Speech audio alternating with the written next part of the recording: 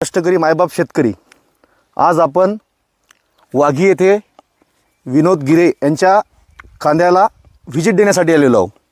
8 दिवसा अगोदर हा जो आपण पाहता या प्लॉटमध्ये 8 दिवसा अगोदर करपा व सडीचं प्रमाण खूप होतं आणि या प्लॉटची वाढसुद्धा खूप कमी प्रमाणात होती।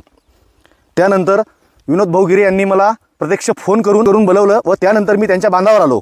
त्यानंतर विनोद भाऊ आमच्या काळे ॲग्रो ट्रेडर्सला व्हिजिटसाठी आले व त्यांना मी ट्रीटमेंट दिली।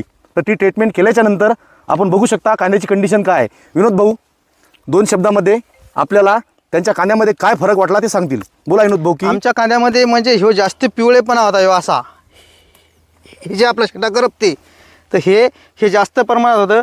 तर त्यानं औषधी दिली तरीपासून आपला कांदा एकदम तर काळुकीमध्ये पडला। बर, आणि त्यानंतर सड वाढली का कमी झाली? नाही, एकदम कमी प्रमाणात झाली सड बघू शकता की तुम्ही कांद्यामध्ये सड कुठं नाहीये।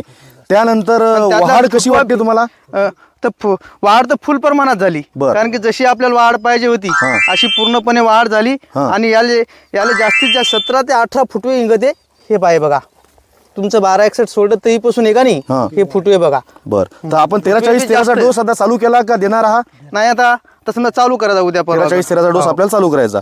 तर विनोद भाऊंनी आपल्याला 2 मिनिटांमध्ये सांगितलेलं आहे की अगोदर कंडिशन कशी होती आणि तुम्ही बघू शकता की आताच्या प्लॉटची कंडिशन काय आहे ते। एक वेळेस सर तुम्ही कांदा बघू शकता काय आहे ते।